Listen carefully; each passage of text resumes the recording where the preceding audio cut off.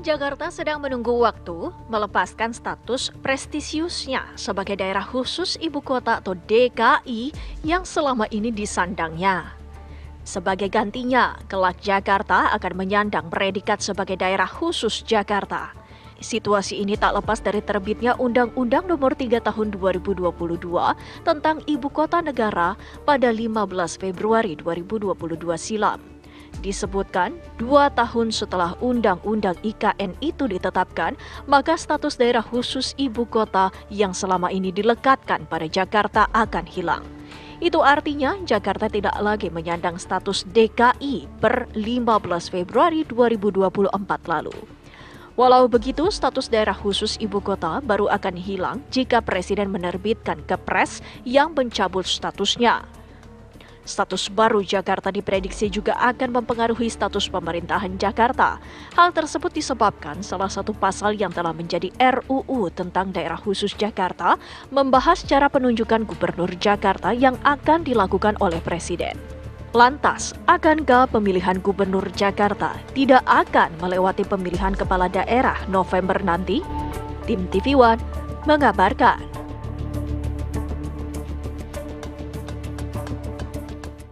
Melihat dari RUU DKJ pasal 10 ayat 2 yang juga menjadi polemik di mana nantinya gubernur Jakarta ini akan dipilih oleh Presiden tapi juga memperhatikan usulan dari DPRD. Kita akan membahas mengenai hal ini dengan narasumber yang sudah hadir di studio. Pagi hari ini sudah ada Mas Ahmad Khairul Umam, analis politik dari Universitas Paramadina Jakarta. Assalamualaikum, selamat pagi Mas Umam. Pagi Mas Umam. Sehat ya?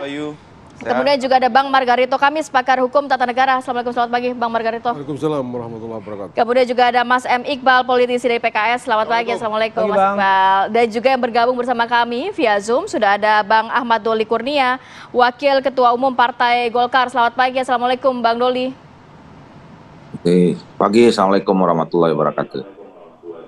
Baik, terima kasih waktunya. Izin saya mau ke Mas Iqbal dulu. Mas Iqbal, PKS yang dari awal sudah konsisten untuk menolak nantinya pemilihan Gubernur DKI Jakarta ini ditunjuk langsung oleh Presiden. Kalau dari PKS, apa sih sebenarnya kekhawatirannya sehingga penolakan ini terjadi? Ya, saya kira tidak ada urgensinya kalau gubernur itu ditunjuk. Karena justru akan menimbulkan polemik dan kecurigaan. Kenapa? Karena Jakarta ini sebuah kota yang sangat dinamis. Bayangkan bagaimana mungkin kalau anggota DPR-nya dipilih, sementara gubernur ditunjuk. Legitimasi seorang gubernurnya sangat lemah sekali. Tapi gubernur ditunjuk dengan memperhatikan juga usulan dari DPRD. Ya, itu tentu saja mekanismenya sangat rigid dan menimbulkan abuse of power satu hari. Bisa saja pemimpin saat itu menunjuk kerabatnya, koleganya, keluarganya. Karena tadi di negeri ini yang namanya aturan itu bisa aja dibuat-buat untuk mendukung sebuah kebijakan. Yang kedua, kami bukan hanya menolak gubernur itu ditunjuk, tapi kami bahkan mengusulkan juga wali kotanya juga dipilih supaya Jakarta ini juga lebih dinamis. Karena tidak lagi sebagai ibu kota, saya kira Jakarta bisa haknya sama seperti daerah lain. Daerah lainnya. Wali kota ada Jakarta Pusat, ada bupati di Kepulauan Seribu ya. Saya kira ada baiknya juga itu dipilih saja supaya juga sama dengan undang-undang pemilihan kepala daerah. Oke, kalau PKS posisinya adalah penolakan terhadap proses pemilihannya atau secara keseluruhan RUU DKJ-nya? Ya, sejak awal kami dari awal menolak IKN. Tetapi IKN sudah diketuk, ya kami mengikut apa yang sudah diputuskan oleh perwakilan rakyat. Tetapi dalam konteks DKJ ini, kami tentu saja tidak bisa menolak karena IKN sudah diputuskan. Tetapi yang kami soroti adalah bagaimana gubernur Jakarta ini bisa dipilih oleh rakyat, bahkan wali kota dan bupatinya juga bisa dipilih oleh rakyat. Sehingga rakyat Jakarta ini memiliki kesempatan, termasuk DPRD tingkat 2. Karena selama ini wali kota dengan anggaran cukup besar itu hanya ditunjuk. Tentu saja ini menurut saya tidak ada menjadi sebuah pembeda dari daerah-daerah lainnya. Oke, baik. Saya langsung ke Bang Doli. Bang Doli, soal proses pemilihan, begitu ya, mekanisme pemilihan gubernur dalam RUU DKJ. Sampai saat ini kan menjadi inisiatif DPR dan di pasal 10 juga itu masih tercantum gitu. Apa argumentasinya bahwa seorang gubernur ini harus dipilih langsung oleh Presiden? Saya mungkin harus cerita kronologis dulu ya. Bahwa undang-undang DKJ ini kan sebetulnya konsekuensi dari setelah diterbitkannya undang-undang tentang IKN. ya kira-kira tahun 2021 itu terbit sebuah undang-undang, dan memang di dalam undang-undang itu dijelaskan bahwa tanggal 15 Februari 2024 itu memang undang-undang DKI Jakarta itu harus sudah berubah menjadi undang-undang Jakarta atau sekarang disebut daerah khusus Jakarta. Nah, dan awalnya memang itu diserahkan pembahasannya di Komisi 2, dan kami saya selama memimpin di Komisi 2 itu membiasakan diri kalau misalnya ada pembahasan undang-undang yang penting, ya kami dahului dengan brainstorming atau considering FGD dengan pemerintah. Nah, dalam hal ini Menteri Dalam Negeri. Nah, pada saat pembahasan kami dulu kira-kira 4-5 bulan yang lalu, ya, ini nggak ada sebetulnya pembicaraan tentang pemilihan gubernur dan wakil gubernur itu ditunjuk, ya. Kami waktu itu sepakat semua, termasuk pemerintah, ya, bahwa pemilihan gubernur wakil gubernur DKI ini, ya, sesuai dengan yang berlaku selama ini melalui pilkada. Gitu. Nah, tapi kemarin karena memang ini dibutuhkan waktu yang cepat, proses mekanisme pembuatan undang-undangnya diserahkan ke Balek, ya. Karena memang kalau melalui komisi, itu kan komisi dulu, kemudian diajukan ke Balek, disinkronisasi, diharmonisasi, balik dulu ke komisi baru ajukan ke pimpinan, dijadwalkan di rapat Bamus, dan kemudian dijadwalkan rapat paripurna, jadi inisiatif. Nah, supaya memang mekanisme itu bisa cepat, jadi diserahkan langsung ke Balek. Nah, kami juga kaget, tiba-tiba di Balek kemudian muncul atau perubahan terjadi di pasal 10 itu, yang tadinya semula dalam diskusi kami dan draft pertama itu pemilihan gubernur wakil gubernur itu dipilih, ya kemudian berubah. Nah, tapi kan setelah itu muncul reaksi, ya, pernyataan resmi dari pemerintah melalui Mendagri mengatakan pemerintah tidak pernah mengusulkan seperti itu, Mak. Kemudian kita cari tahu, ternyata rupanya di teman-teman Balek itu usulan dari Bamus Betawi. Nah, kalau dilihat dari statement terakhir masing-masing fraksi, masing-masing partai politik, semuanya termasuk Golkar sampai sekarang tetap setuju bahwa pemilihan gubernur dan wakil gubernur itu harus melalui pilkada. Ya dulu aja daerah khusus ibu kota Jakarta dia dipilih secara demokratis melalui pilkada, apalagi sekarang sudah hampir sama statusnya dengan daerah provinsi yang lain, ya. Cuman ada kekhususan yang ini nanti mungkin salah satu kenapa undang-undang ini harus diubah, karena ada kekhususan lain di luar kekhususan ibu kota.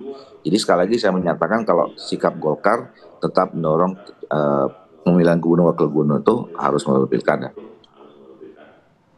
Oke, baik. Itu tadi sikap Golkar. Tadi Bang Doli juga sudah menyampaikan kronologisnya. Sebenarnya itu ada aspirasi begitu, kemudian ada di Balek. Saya ke Bang Margarito. Bang, kalau misalnya dari fraksi Golkar dan beberapa fraksi memang setuju dengan pilkada, PKS termasuk salah satunya, tapi ini barang kan sudah ada nih gitu. Kemudian nanti kan juga akan dibahas. Nah, kalau misalnya barang yang di pertentangan ini masih ada, kemungkinannya akan seperti apa pembahasan untuk misalnya mendorong aspirasi yang masyarakat yang saat ini masih menginginkan pilkada? Kalau lihat konstelasi yang berkembang, saya rasa ini kan tidak lolos. Tidak lolos? Tidak lolos. Dan tapi itu soal lain, ya, itu soal kecil gitu. Undang-undang dasar ya mengatur kepala daerah dipilih secara demokratis. Karena itu pemerintah dan DPR hanya punya dua pilihan. Bikin undang-undang DKJ ini, kepala daerah DKI ini, ya. Pilih melalui DPRD atau pilih melalui rakyat. Tidak ada cerita angkat-mengangkat. Nggak ada tuh. Undang-undang dasar, ya, kita bicara undang-undang dasar. Undang-undang dasar hanya menyediakan dua kemungkinan konstitusional. Satu, pilih langsung oleh rakyat atau dipilih oleh DPRD. Tidak ada pilihan ketiga. Nggak ada. Oke, bedanya di mana? Tidak ada pilihan ketiga undang-undang dasar. Kecuali kalau Anda mau bubar ini negara. Tapi kalau masih ada pasal 10 ayat 2 di dalam RUU DKJ? Bertentangan dengan undang-undang dasar, bagaimana sih? Oke. Bertentangan dengan undang-undang dasar. Siapa yang bikin pasal itu? Ya, jangan-jangan ya ini sekedar ya tulis-tulis doang tuh. Jangan-jangan begitu. Pasal 10 itu. Nah, order apapun apa saya nggak tahu deh. Tapi itu tulis-tulis doang. Tapi implikasinya apa sih Bang kalau nanti ternyata memang Tidak masih bisa. ada pasal Nggak bisa. 10 ayat 2? Otomatis akan dibatalkan. Orang bertentangan ternyata bertentangan dengan Undang-Undang Dasar pasal 18 Undang-Undang Dasar 1945 kok. Bertentangan. Sekali lagi Undang-Undang Dasar hanya menyediakan dua kemungkinan konstitusional. Satu, pemilihan secara langsung oleh rakyat atau pemilihan melalui DPRD. Kalau yang tadi rancangan pasal 10 itu bukan pemilihan, itu angkat. Ini sama isinya dengan Undang-Undang Nomor 22 Tahun 1948 sama dengan pasal sekian ya Undang-Undang Nomor 1 Tahun 57. Ya. Ya, di atas itu semua. Ini persis sama dengan di Romawi kuno. Kita mundurnya kejauhan sampai di Romawi kuno.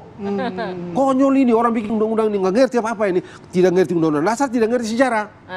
Nah karena itu saya senang sebenarnya Gerindra tolak, PAN tolak, PKS tolak, PKS tolak. Ini barang ini sudahlah, ini sekedar nggak tahu deh siapa tulis ini. Oke, Mas Umam.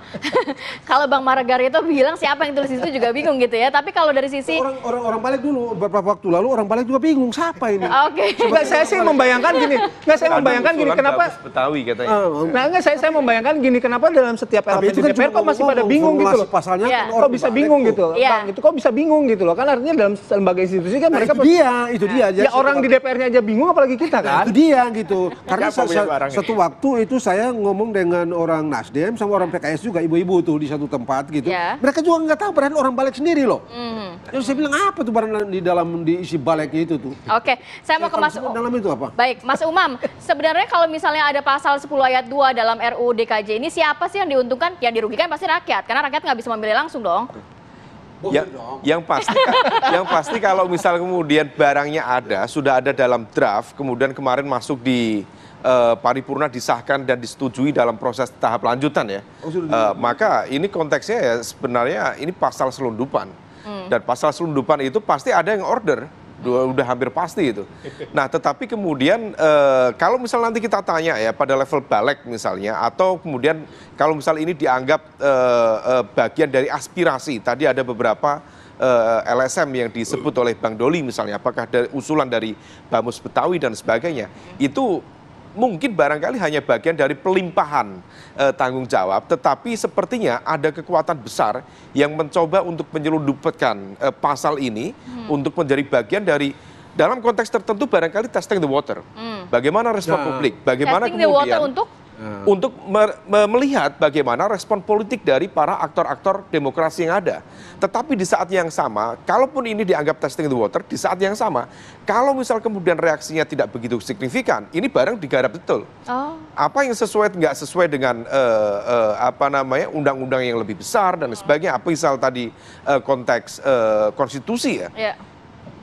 Dalam prosesnya itu bisa aja diotak-atik gitu, dicarikan argumen legitimasinya, maka kemudian embel-embel dengan pertimbangan DPRD dan sebagainya, barangkali itu bisa dimainkan dengan segala justifikasi hukum yang kemudian dilakukan. Tetapi kalau misal kemudian itu dipaksakan, implikasinya dua. Pertama, kalau misal kemudian terkait dengan konteks menabrak pasal terkait dengan konstitusi, itu maka kemudian nanti konteksnya pelanggaran konstitusi.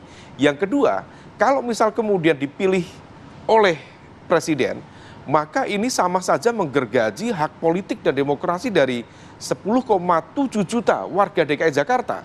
Yang ketiga, dari aspek demokrasi, kalau misal kemudian dilakukan penunjukan oleh presiden, maka sama saja ini menggantungkan dalam konteks akuntabilitas kekuasaan dan juga loyalitas kekuasaan seorang gubernur DKI, konteksnya DKJ ya, tidak akan lagi kepada rakyatnya, tetapi kepada presidennya. Dan itu menjadi sesuatu yang cukup penting dan cukup fundamental karena implikasinya pada public delivery service-nya. Pasti ada layanan publik yang akan terkorting, aspirasi pengambilan kebijakan publiknya juga tidak akan menyerap dari bawah, tetapi menjalankan semata-mata apa yang menjadi titah dari kekuasaan tertinggi yang kemudian harus dijalankan selanjutnya. Jadi ada cukup banyak implikasi mulai dari konstitusi dalam konteks politik maupun dalam konteks demokrasi plus dalam konteks governance, local governance secara general. Oke, sebelum kita bicara soal implikasi, tadi menarik apa yang disampaikan oleh Mas Umam ya, pasal selundupan. Nah, rupanya bukan barang-barang saja yang bisa diselundupkan, tapi pasal juga. Kita bahas sesaat lagi ya. Kami harus jeda terlebih dahulu. Apa kabar Indonesia Pagi akan kembali saat lagi.